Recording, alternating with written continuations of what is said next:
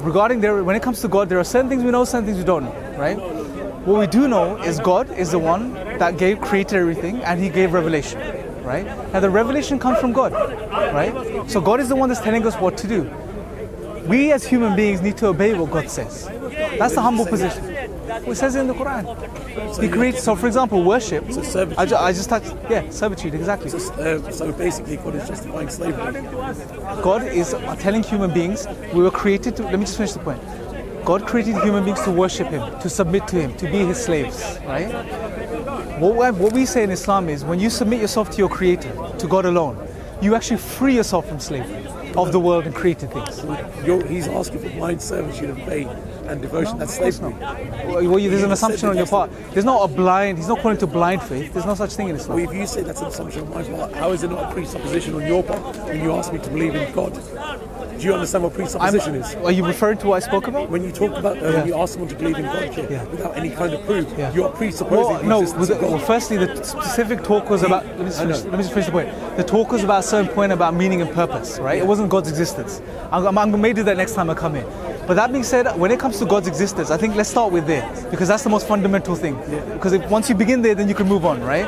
Otherwise, everything else is superfluous. It doesn't make any sense if you don't start with God's existence.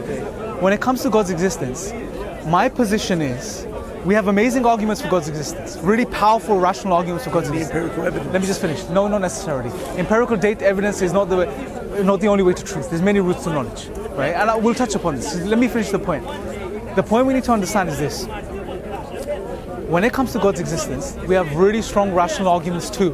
However, I believe that God is a necessary reality, which we can't deny. So I believe you don't have the luxury of questioning God's existence. And I'll tell you why. Because for you to question God's existence, you have to employ reason and rationality, right? For us to even have a discussion. Logic based on our rational faculties, right? So because logic let me just finish the point. So you're saying because logic exists, God exists? No, I'm not saying that. If you let me make my point, then you won't have to assume my position. What I'm saying is that as human beings, we have to employ rationality to have a discussion. Even when it comes to questioning God's existence, we have to have a rational discussion, right? We have to use reason. My point is that I would say you cannot provide an account for reason in the absence of God anyway. So you need God for you to be able to stand here and have a discussion. Do you understand how that's circular logic? No, it isn't. Yes, it is. How is it circular? Because you just said in order for you to comprehend me, you need to have God in the first place. I'm saying this. Let me clarify a bit more. What I'm saying is, as human beings, you and me would acknowledge we're rational beings. I don't acknowledge anything because I don't make any prescriptive claims. So would you claim you're rational? I can't make any claims. So then why are you having a discussion with me? Why? Because hold on a second. For you to have a discussion with me, you have to come with the assumption that you have the rational faculties to understand what I'm saying and process what I'm saying so we can have a discussion. But then that means you have to be completely trusting of your senses. I'm not saying that. I'm saying, do you accept that you have rational faculties which are sound enough for you to have a discussion with me? Do you believe this? But the thing is though, do you believe this? Hold on, I'll explain. Yeah. When you say that, you're asking me to be rational to believe in something that is irrational. Do you not see how that doesn't work? No. Now you're being circular. What I'm saying is something very simple. What I'm saying is, let's go back to the original point. For you to have a discussion with me right now, you're asking me to trust my senses. I'm asking you, I'm not saying trust your senses, I'm saying, do you acknowledge that you are a rational human being that has the ability to have a dialogue and understand and reason and come to truth? I can't justify the claim to say that I'm rational because there's nothing to prove that. So then why have this discussion if you don't believe you're rational? Why not? Okay, look, I'll tell you why. Having a discussion right now, if I give you a reason for God's existence, just hear me out, I'm not trying to debate with you. If I give you a reason for God's existence, what you're going to do is you're going to stand there, you're going to process it, and you're going to decide whether you accept what I'm saying or not, right? See, now you're begging the question. No, I'm not. I'm just telling you I'm not assuming anything on your part. What I'm saying is what we do as human beings. If I have a discussion with this guy, if I make a point, the other person processes it and comes to a decision whether they agree or disagree. Are you going to do that in this discussion? I'm going to try my best. Okay, so for you to do that, you have to assume that you have rational faculties which are functioning well enough for you to be able to do that. Do you accept that? I accept that assumption. Okay, good. So you accept that you're a rational human being that has the ability. Rational human being. We all assume it, but no, because you can only prove mathematics. You can't prove anything. You can't prove that. Okay, is that true? Is that true? Yeah, only mathematics. Yes, you say it's true? You can only prove mathematics. Is that true? Yes. Yes, okay. So you saying yes is your acknowledgement that you have rationally come to the conclusion that mathematics is the only way to truth. That's your conclusion? No, I'm saying mathematics can be empirically proven. You're being contradictory now, bro. Look, with all due respect, What I'm saying is, look, be consistent in your position. Otherwise, no, you're not. Because on one end you're saying, I don't know if I'm rational. On the other end you're saying you're making truth claims such as mathematics is the only way to truth. You can look at it on paper. You can take the data and you can say 1 + 1 = 2. Okay, good. So so when you look, let me ask you this: when you see 1 + 1 = 2 on paper, for you to see that and understand that, you need to be rational. Well, no, you don't, because you don't have to understand it. You can look at it and accept something. And you know, is 1 + 1 2? Okay, let me ask, is 1 + 1 6? No. Okay, look, you've just demonstrated your rational faculties. No, you just like cognitive abilities, not rationality. Okay. Do you accept that you as a human being have cognitive faculties which function and allow you to attain or understand truth? Allow me to perceive them as I hear them. Do you believe you have those? I believe I have the ability to perceive, because I'm not making any yes or no. See, I know, because this is the problem, because what you're doing is on one end you are making truth claims, on the other end you're denying the faculties you need to make the truth claims. But the thing is that when you have to be consistent, bro. That's what I'm saying. Because now you're using an argument of hypocrisy. No, I'm not. Look, bro, it's all, I've been there. A few years ago, I was all into these terms, as all the fallacy of this, the argument of this. Let's keep it very simple. What I'm saying is this, bro. As human beings, for us to... So should we go back to the original? Okay, look, let me ask everyone. I would love to, just if you don't mind, just give me a few moments, let me just address this individual. Look, would everyone here understand, when you have a rational discussion with someone, I'm saying rational because we assume it anyway. When you have a discussion with someone, what you're doing is you're assuming you're rational, so you can understand each other's position and come to an understanding whether you agree or disagree, right? You have to assume rationality. So we're going to assume rationality. I do. Everyone here does. Does everyone here believe they're rational? Yeah. To the extent that they can have a discussion. Yes, that's a better statement. I can assume that we can be rational. That's fair. You can assume? We can assume that we can be rational in this discussion. Okay, yeah, we assume we can be rational. If you don't start with that assumption, bro, then it's pointless having a discussion. You have to assume that. Yeah, I get that. You have to presuppose from one position. You have to presuppose the idea that we're both going to be rational, which is that kind of presupposition is fine. However, when you presuppose... Now let me make my original point. We presuppose that we're rational as human beings, so we can have a rational discussion, right? Now what I'm saying is, to account for that ability you have, you can't make sense of it in the absence of God. I'm not saying you don't have it. Do you see how that's circular? How is it circular? Because in order for me to be rational, you have to say God exists. So if I'm saying... Listen to what I'm saying. Listen to what I'm saying. Listen to my point. I'm saying we are rational. I'm the one that's trying to make you believe you're rational, bro. You're the one that's denying it. I'm saying we are rational. If you're an atheist, are you an atheist? I'm an agnostic. You're an agnostic, fine. What I'm saying, and this was my whole discussion with you a few minutes ago, is I'm telling you we are rational. Whatever worldview you hold, whatever position, whether you're an atheist, whoever you are, fine. We are rational as human beings. So you presuppose that we're both rational. We have to have a discussion to some extent. So, we have to be rational enough to have a honest discussion which can lead us to some form of truth. Fine. Yeah? Okay. So we accept that. So okay, good. So what I'm saying now is that presupposition we have accepted. What I'm saying is, I'm not denying it. I'm not saying as an agnostic you can't have it. I'm saying you do have it. I'm saying what worldview best makes sense of that presupposition? Which worldview best makes sense of that reality? That's what I'm asking. Is it atheism, agnosticism, or is it Islam? That's the question. So what I'm trying to show you is that in the absence of God, on agnosticism or atheism, you cannot provide an account for that ability that you do have. How do you not see that it's circular? It isn't. In order for you to have that belief, God has to exist. Do you see how that's not circular? No. What I'm saying is, the only account you can give for it, you can have it, you can be rational, not be able to explain it and say you're an atheist. You can do that. Because I'm assuming that already. I'm assuming you're rational, you're an agnostic. Right? What I'm saying is, you cannot account for that ability in the absence of God. That is circular logic right there. That isn't. I'm saying it's a simple question. Okay, you account for it. The ball's in your court. In order for me to have my this rational train of thought, God has to exist. Because I have this rational train of thought, I'm saying God exists. God is the best explanation. How do you not see that is circular? No, I'm saying God is the best explanation for your rational faculties. You can't make sense of them otherwise. No. Okay, look, ball's in your court. Okay. Show me how you account for your rational faculties in the absence. I don't assume to know, but at the same time, I don't use circular logic, which is important. It's the best explanation. I'll tell you what. Okay, I'll show you as the best explanation. God created us, gave us rational faculties, so we can understand the world around us, and it can lead us to His worship. Simple. Okay, so let's start breaking this down again. We both said we both have rational. Sorry, madam. Do you believe the entire Quran? Yes. So it's okay to kill infidels? I'm going to address your question, but let me just finish with one individual. Okay. I would love to address you, man. Yeah? So you've accepted that we're both rational, okay? You've made that claim. You've therefore gone to elaborate that claim. I've asked you, do you accept that as well? Initially, you didn't accept it, and then you did accept it. For the sake of this discussion. No, bro, come on. Let's be honest here, bro. Hold on, let me finish my point. Yeah, So not for the sake of the now said, discussion. yeah, Yeah. In order for us to have that rationality, God has to exist. Okay? I'm saying God. No. God has given us that I'm saying God is the best explanation for our ability, our rational abilities, which cannot be accounted for in the absence of God. How is that the best explanation? Because you're not giving any kind of. I did. evidence. I just said it. You didn't listen. So that's your personal bias, your subjective No. opinion. Again, you're not listening to me. I gave you the explanation. God created. God, the all-powerful creator. Go with my reasoning for a second.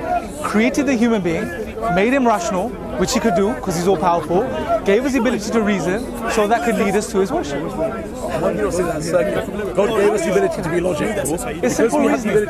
Because logic exists, you are saying God exists. Do you not see how that is circular? I'm asking you, how do you account for your rational faculties? Disingenuous right now. You are saying you are though. We both said that. You said that we're both rational, right? Okay. I asked you. You This is initially. a yes or no question. No, You said that we're both rational, right? Let you say it and then ask me. Because of our rationality existing here, that rationality is the proof that accounts for the existence of God. How is that not circular? Because we are here, yeah? We have now said that we're rational. Because we are both rational, we now come to the conclusion that God exists. That is literally the definition of circular logic, which you have been dancing around this entire point. It is. You don't understand circular reasoning. You don't even understand modus ponens, which is the main form of logical Bro, thought. listen. Just save the philosophical terms, they're irrelevant. Why? Because I know it them. is relevant. No, I'm saying, look. You can't even identify circular logic right now. I broke it down in the simplest way possible, and you do not understand how you're being completely You're not listening. circular. You're not listening now. Look, it's not. If you want to win the debate, you won the debate, bro.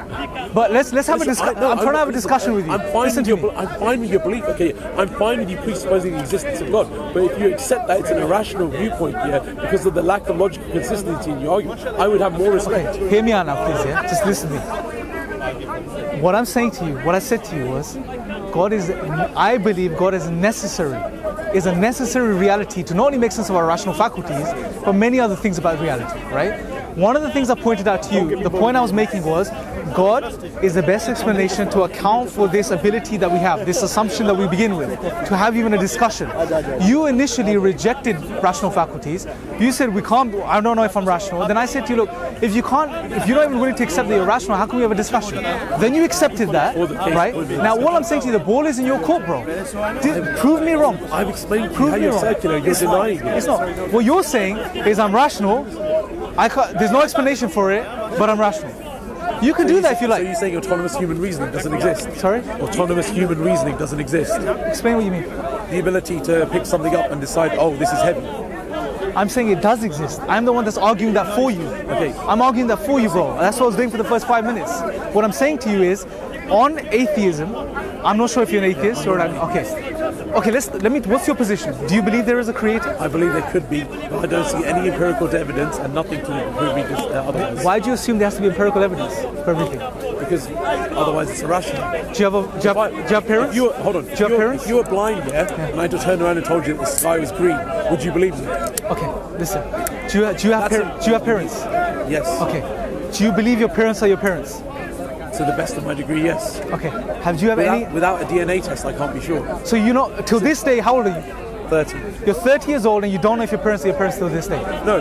Have you done a DNA test? I've assumed. Have you done a DNA test? Have you done a DNA test? Okay, now you're strong. No, hold on. I'm asking you. I'm not straw man. I'm asking you. I haven't done a DNA test. But you don't find it necessary to do a DNA test right now because right now you don't believe in your own parents? But no, because they take care of it. No, bro. You're not being.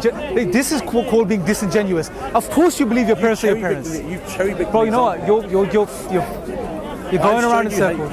Exactly. Listen, you accepted that your logic is circular. No. I'm just trying to highlight to you now that empirical data is not the only way to truth. What I'm trying to tell you is that you believe your parents are your parents, because not based on empirical data. It's not based on empirical data. It's based on a presupposition. What's it based on? Tell me. It's based on my idea that I believe them to be. No. Where did the idea come from? How did you develop the idea that your parents are your parents? See, now you're deconstructing. No, I'm not. I'm asking you, how did you develop the idea? I presuppose. I just assumed. That is a presupposition. No, it's based on the testimony of your parents. It's based on testimony. Yeah, it's not based on empirical data. Of course, you can get a DNA test, no doubt. I agree, but you haven't got it yet. Right now, you believe your parents are your parents. Hopefully, you do, based on testimony. Yes, because I have no reason to believe otherwise. Proving my point exactly, which is that you don't need empirical data to believe in things, always. Empiricism is one route to knowledge, I agree. It's not the only route to knowledge, you've just proven that. I've also told you that. Do you understand what you've done? Yeah, I understand. Okay, good. I also accept you. I presuppose that they're parents. Now that's a logically inconsistent point. No, what do you mean presuppose, bro? Look, define. Do you know what presupposition is? Yeah, I know, but you're not presupposing. You're not just saying, "Oh, I believe these are my parents," because I could just say, "I believe my neighbors are my parents." You don't do that. No, you don't do that, bro. You believe your parents are your parents based on testimony. You have good reasons to believe that. I'm not denying that. But what I'm showing you is your reasons for believing your parents are your parents aren't empirical reasons. You can do DNA tests, but you don't believe in your parents right now based on a DNA test. So then you're showing that it's irrational and there's nothing actually. No, what I'm showing, if you listen to me, what I'm telling you, I'm highlighting, is there are many routes to knowledge. Empiricism is one of them. It's not the only way to truth. Therefore, hear me out. Yeah. Therefore, when you try asking for empirical data for God's existence, you're holding a flawed position. Why? You don't need empirical data. First and foremost, God is beyond the physical. You don't need empirical data. Do you believe China exists? Yes, obviously. Have you been China? I have. You have? Okay. Do you believe Africa exists? To some, yeah. Have you been to Africa? Been to South Africa, yeah. Okay, but have you been to the heart of Africa? No. No, but you believe it exists. Why do you believe it exists? Because there's data, there's satellite What's imagery, the data? Give me specific. Satellite imagery. So how do you know the satellite image is actually the heart of Africa? How do you know someone has not just told you that? See, now you're not being consistent because now you're saying, yeah. What I'm highlighting to you is that although you've seen a picture of the heart of Africa, someone is telling you that this is Central Africa. It's again testimony. It's not empirical data, bro. It is. Are you saying maps are empirical data? They are maps. No, maps are physical things which you observe, but you believe they're a map of a particular thing based on the testimony of someone telling you. No, based upon the input data.